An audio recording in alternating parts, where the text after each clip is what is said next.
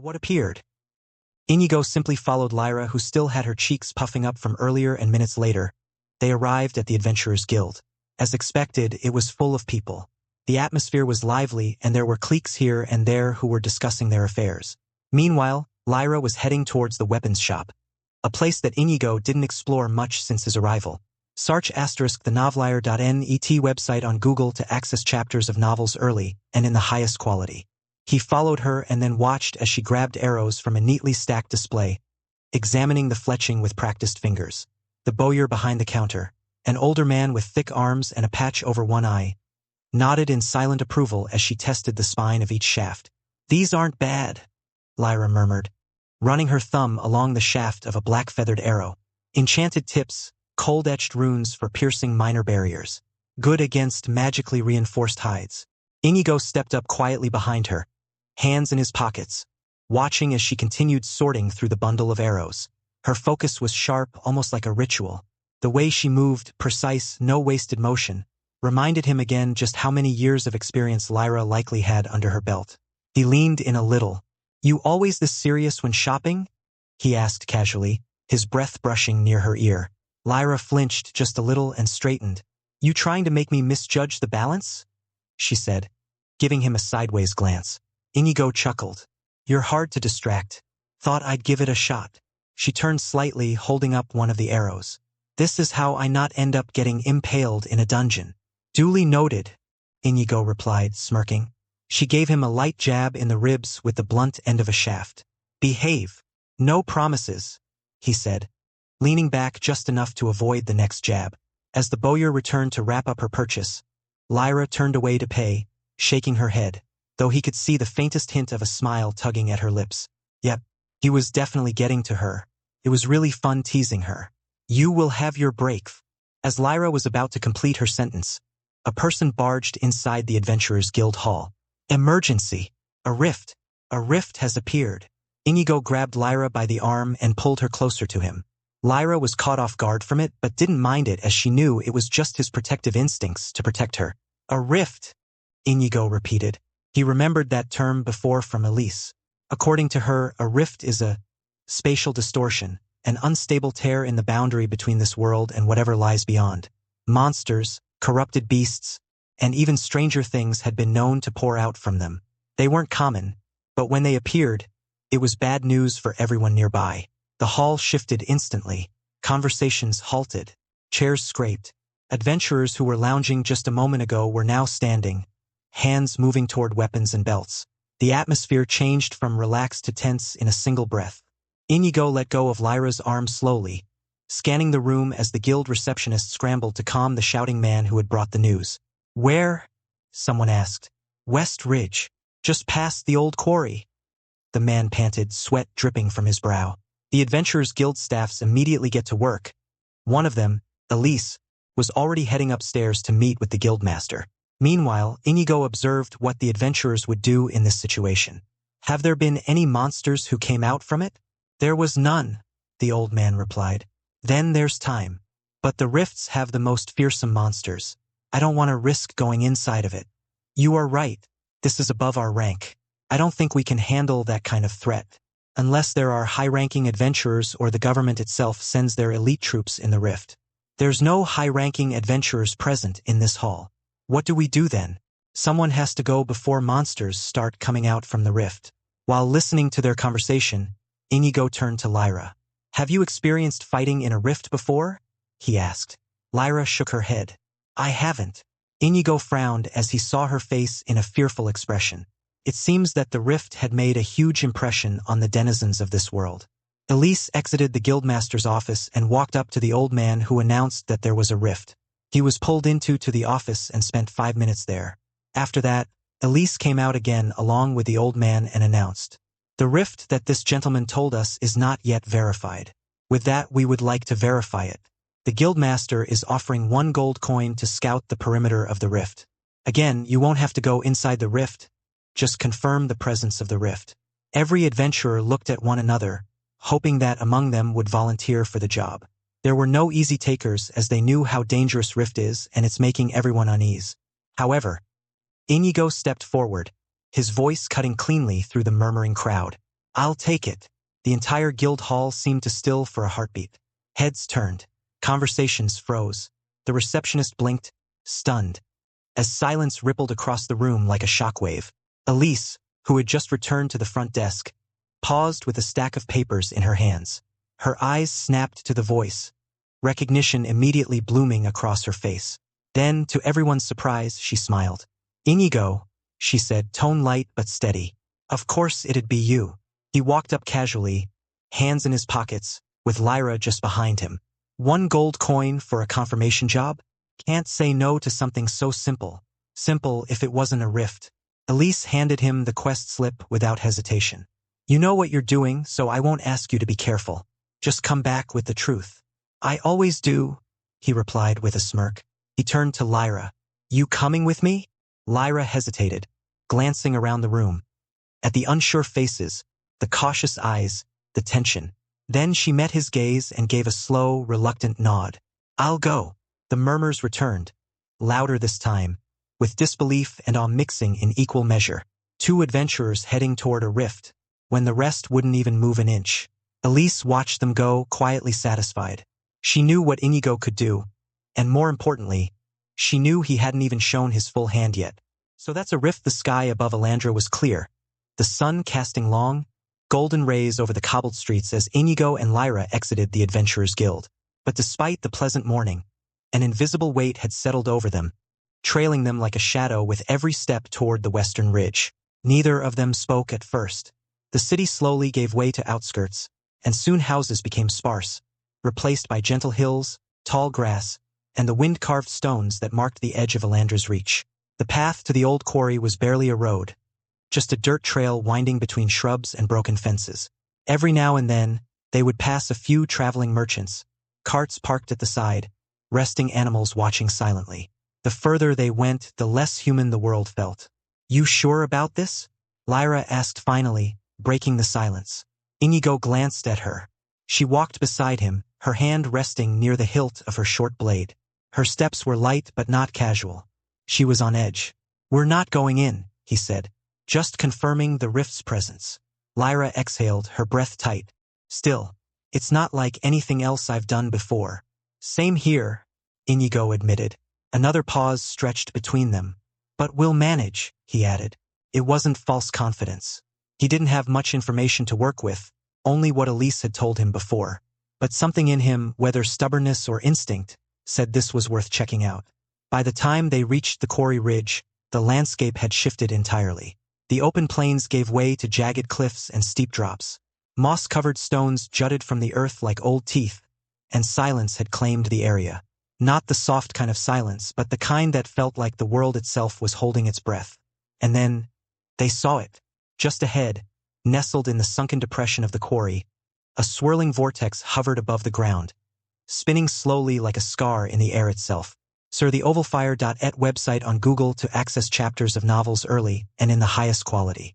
Red and black energy coiled around it like tendrils of smoke, twisting and folding in on themselves, forming a rough circular gate.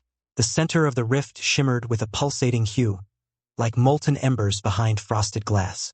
It hovered silently, unmoving, yet the air around it hummed, like a distant roar, buried beneath layers of wind. Inigo stopped in his tracks. A sudden chill danced down his spine, not from cold but from instinct, the kind of chill a predator might feel before another predator enters the field. His throat felt dry. "That's..." Lyra's voice came out quieter than usual. She stood just behind him, her silver hair catching the breeze. Her fingers gripped her cloak tightly at her collarbone, and her pupils were locked on the spiraling anomaly. "Yeah," Inigo muttered.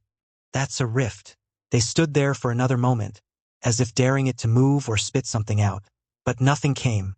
Still, it radiated dread, like something ancient and wrong had punctured through the air and just stared back at them, watching. "Let's not get closer," Lyra said, backing up a step. "Agreed." Inigo pulled out the quest slip from his coat pocket and flipped it over, scribbling the time and location with a bit of charcoal he kept on him. He didn't need to be told twice. This thing didn't belong here. Lyra stayed behind him as they turned back toward the trail. The feeling didn't fade, not even with distance. The moment the rift had appeared in his line of sight, it was like it etched itself into the back of his brain.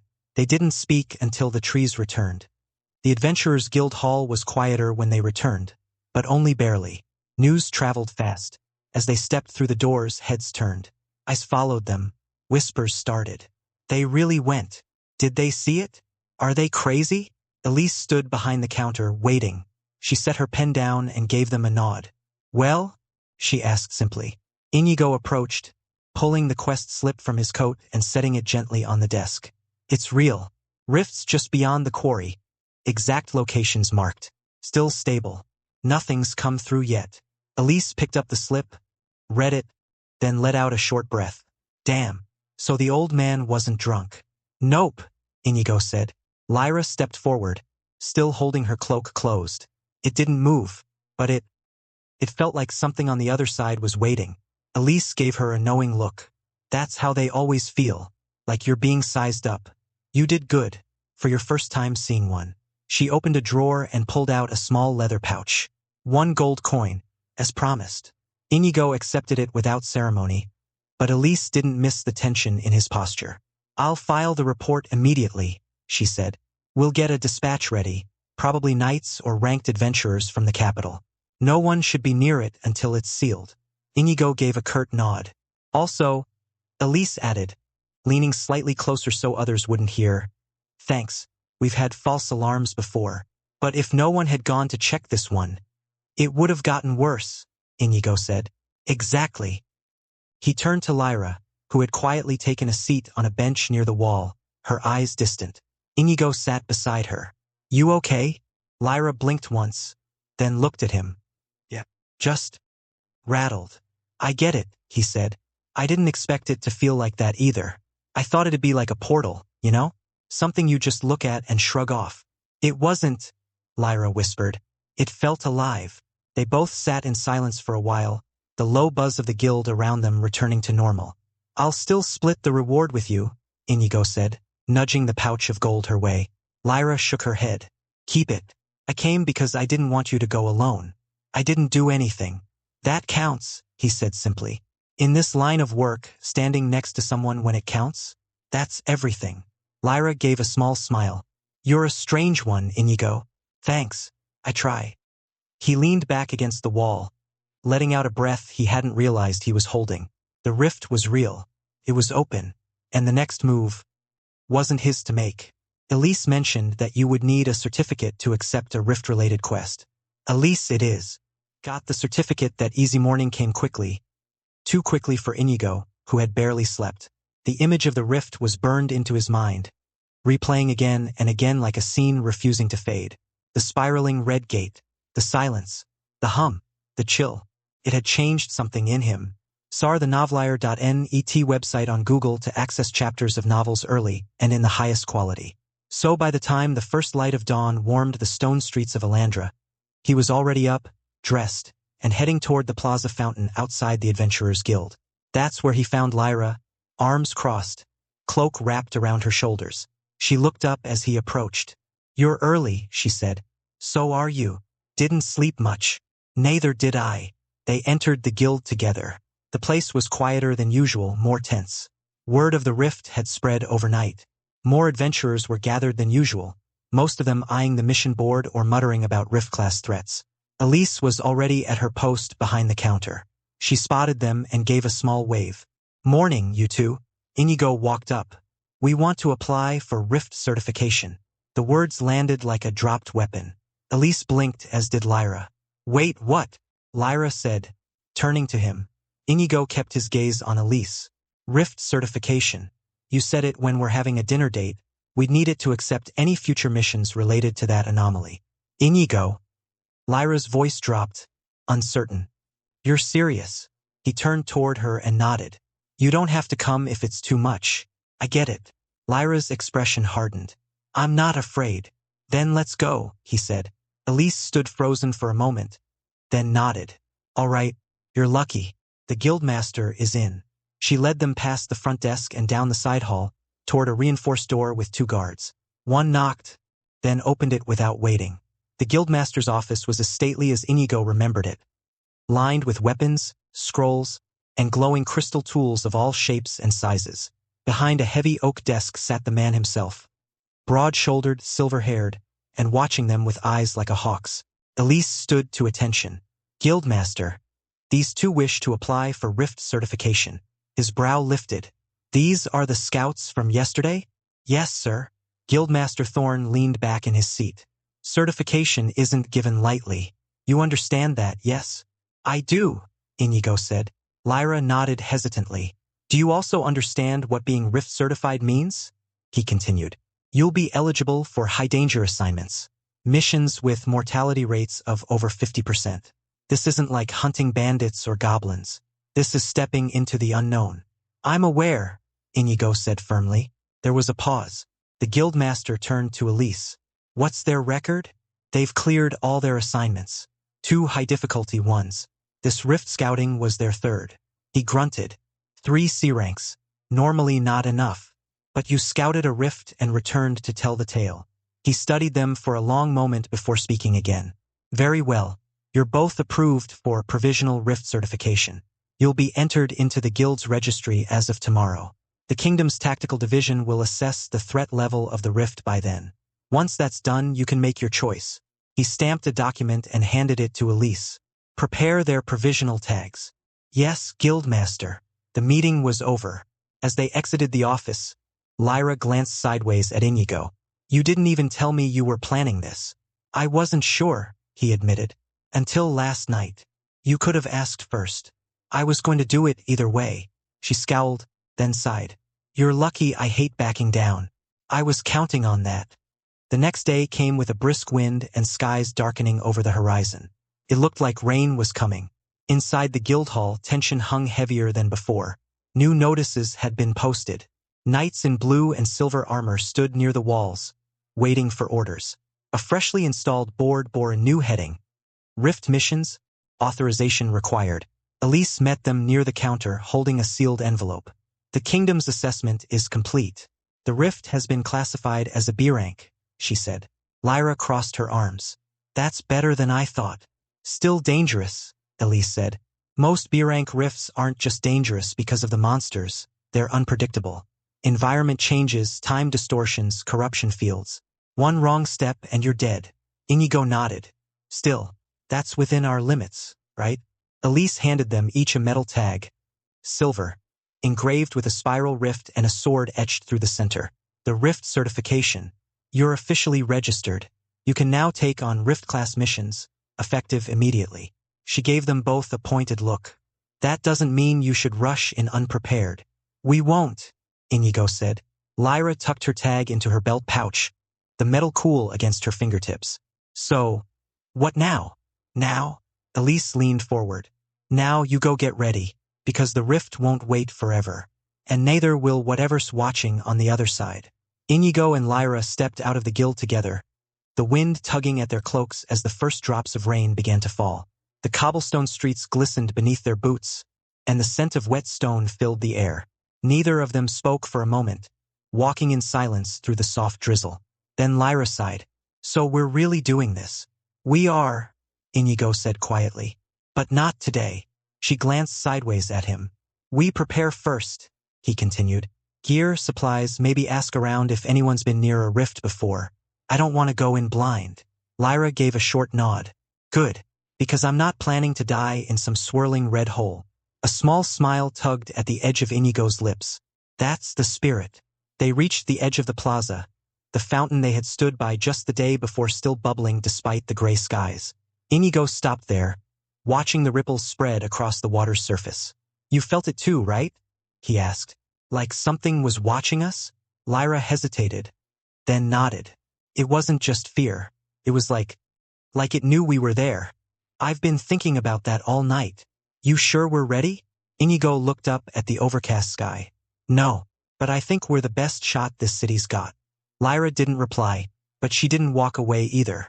Trying out magic, the rain had passed by midday, leaving the city of Alandra wrapped in a blanket of damp fog and the scent of clean stone. Thin wisps of mist curled along the streets, clinging to rooftops and tree branches. Most adventurers had returned indoors, either preparing for upcoming missions or huddled around hearths trading stories of monsters and riches. Inigo and Lyra were not among them. They stood outside the Imperial Mage Department, Lyra stared up at the building with a half-furrowed brow. I still don't get it, she muttered. Why here? Inigo adjusted the strap of his weapons case over his shoulder. Because I have magic. That made her blink. Wait. What? He nodded once. I had it checked a couple of days ago. I went through a mana assessment. Turns out I've got enhancement-type magic. You're joking. Nope. Lyra turned fully to face him, arms crossed. Since when? SAR the Novelier.net website on Google to access chapters of novels early and in the highest quality. I've always had it, apparently. Just never knew. She stared at him like he'd grown another head. You have magic. Anything else you forgot to mention? Inigo managed a small grin. I make a mean fried rice. Lyra rolled her eyes and muttered something under her breath, but the corner of her mouth twitched. So, enhancement type. What does that mean exactly? No fireballs or lightning bolts, he said. I can't blow things up with a gesture, but I can reinforce myself. Boost reflexes, speed, even temporarily enchant weapons. Her gaze dropped to the weapons case at his side. So, you're planning to practice enchanting? Here? Yeah. The mage department offers supervised training if you're officially registered. And I am. Figured I'd test things out. Maybe see if I can coat a bullet in mana, or give my knife some anti-spirit bite. You know, the usual thing. Lyra tilted her head. Ha! What? I just always thought your strength came from your weapons. I mean, those things are terrifying on their own. They are, he agreed. But what if I fight something immune to physical damage? I need a backup plan. That drew a nod from her. Fair point. Inigo's eyes lingered on her bow. What about you? Do you have magic? She hesitated, then nodded once. I do. Nothing flashy. Just a bit of wind magic. I use it to steady my aim, slow my breathing when I shoot. But I haven't trained it much. There's usually no need. Ever considered getting it checked again? Not really. You should, he said. You never know when we'll need more than arrows. Lyra looked at him thoughtfully, then back at the tall white building. All right, if you're going in, I'll tag along. They approached the gate. The guards recognized Inigo's ID and stepped aside without issue. Inside, the air was cooler than outside, scented with parchment and something faintly herbal. The atrium hadn't changed. Same glowing runes, same dome ceiling, same pulsing magical veins carved into stone. It was a far cry from the chaos and steel of the Adventurers Guild. A mage in training, this time a younger woman in a green-trimmed robe, greeted them near the front desk. Inigo, correct? Yes, I'm here for enhancement training. I was told I could get supervised practice sessions. The mage nodded and checked the registry, then passed him a marked pass card. Room 12, 3rd floor. You'll find an instructor there waiting. Inigo turned to Lyra. You sure you want to sit through this? I'll watch, she said. Not every day I see a guy enchant a weapon. They climbed the spiral stairs to the 3rd floor. The upper halls were quieter, lined with floating lanterns and walls hung with spell diagrams. Chamber 12 was a large room with reinforced stone walls, a summoning circle etched into one side, and a weapon rack on the other. A robed instructor, tall and narrow-eyed, glanced up from a desk of runes and alchemical notes. Ah, enhancement category? That's me, Inigo said, showing his scroll. Very well, let's begin. The instructor gestured toward a practice pedestal at the center. You brought your own weapons? I did. Inigo opened his case and removed a compact handgun and a combat knife. The instructor arched a brow. Unusual tools for mana infusion, but not impossible. Inigo ignored the judgment. He approached the pedestal and placed the knife atop it. How do I start? Place your hand on the weapon. Channel your mana into it, not by force but by intent. Think of what you want it to do. Imagine the weapon cutting deeper or striking truer. Let that desire guide the flow. Inigo inhaled slowly, focusing. His palm pressed against the flat of the blade. First he felt nothing, but then a faint vibration, like a current pulling through his arm. He focused harder, envisioned the knife slicing through armor. The metal beneath his palm began to hum, soft, but distinct. A faint glow traced along its edge, white and bluish, like moonlight on a frozen lake. Lyra stepped forward slightly. It's working. The instructor nodded. Crude, but effective. Keep it up. Don't lose focus. Inigo gritted his teeth. Sweat pricked at his brow, but he maintained the flow. After several long seconds, the glow pulsed and then faded. He stepped back, exhaling. The instructor stepped forward and inspected the blade. Mana residue still lingers. This will last maybe a minute, 2 at most in combat. Not bad for a first try. Now try the other one. Is it okay if I try the knife first? See what effects linger when I reapply it? Inigo asked. The instructor gave a brief nod. Good instinct. I have some targets prepared, the instructor said, gesturing to a series of conjured practice dummies along the far wall. Mana-sensitive constructs. They'll react if your weapon is properly enchanted. Inigo nodded and stepped toward the closest one. He gripped the combat knife again, channeling mana into it with more intent than before, sharper, focused. This time, he imagined the edge not just slicing through armor, but through layered magical resistance. The glow returned faster, steadier. Without hesitation, he moved. A quick slash through the dummy's shoulder released a burst of blue sparks. He glanced back at the instructor. A clean cut, the man said, arms folded. Mana is flowing through the edge rather than lingering. That's good. You're learning to embed the energy instead of coating it. Inigo sheathed the knife and picked up the handgun next. Let's try something more practical. He held the weapon steady with both hands, not to fire it but to channel mana the way he'd practiced earlier. Inigo closed his eyes and focused. He imagined the mana not just flowing into the barrel but compressing, condensing, layer by layer like packing an explosive charge behind the bullet. He pictured the moment of impact, the shot hitting its target and erupting in a concussive blast, like a high-explosive round tearing through flesh and armor alike. The frame of the gun began to hum. A low, vibrating growl resonated through his bones. Pale blue sigils glowed along the slide, as if the weapon itself were responding to his intent. Mana gathered thickly at the muzzle, forming a shimmer of barely contained pressure. I'm trying to simulate an E round, Inigo said. One shot, one small explosion. He aimed toward the reinforced panel and squeezed the trigger. A thunderclap of mana roared across the prelude to the Rift mission. Then, suddenly, Inigo felt tired. You are exhausted, that's normal, especially for the first-timers. You have to increase your mana capacity if you want to sustain effects like that in real combat, the instructor said, stepping forward with hands clasped behind his back. His voice was calm, but there was a glint of intrigue in his eyes now. You didn't just infuse the projectile, you altered the kinetic discharge with pure intent. That wasn't a mere enhancement. That was transmutation on the verge of evocation. Smoke still curled from the impact site on the reinforced panel. A shallow crater, scorched at the edges, marked where the bullet had struck. Its normal penetration amplified by a burst of mana detonation on contact. So, how do I increase my mana capacity? The instructor gave a thoughtful nod, pacing slowly across the room as if considering how best to answer. There are several approaches, he began, gesturing for Inigo to sit on the bench near the wall. You've got decent instincts. That'll take you far. But raw talent isn't enough if your body can't sustain the flow. Inigo wiped his forehead with his sleeve, breathing slower now. I figured as much. First, the instructor said, raising a finger, there's the natural route. Meditation, mana breathing exercises, deep concentration over long periods. Takes discipline, but if done consistently, your mana pool will gradually expand. Think of it like a muscle. Strain it, rest it, grow it. And once it's resting, your mana is slowly filling up. Search * the novel, F.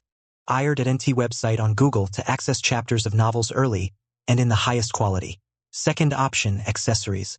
Mana crystals, amplifiers, or enchanted charms. Some store mana, others act as conduits to stabilize flow and reduce strain. They won't grow your core, but they'll let you do more with what you already have. I see, so meditation, huh? That'll do, Inigo said. Thank you for the lessons, instructor. The instructor offered a faint smile, the first sign of warmth he'd shown since they arrived. Instructor Relas, he said. I'm here most afternoons. Come back when you've rested. We can work on weapon imprinting next time, embedding enchantments that trigger only on impact. Inigo stood and gave a polite bow. Thank you, Instructor Relas. I learned a lot today. Relas gave a short nod, already turning back to his desk full of alchemical runes. And remember, rest. Burnout isn't just mental. It erodes the core if you push too hard, too fast. With that, Inigo and Lyra quietly exited the training room, the soft hiss of magic seals reactivating behind them. As they stepped out into the hallway, Lyra elbowed him lightly in the side. Not bad. Even without affinity, you could still inflict some serious damage with your arsenal alone. I'd like to think I did it with style, Inigo replied with a tired grin. Still, that took a lot out of me. You looked like you were about to pass out.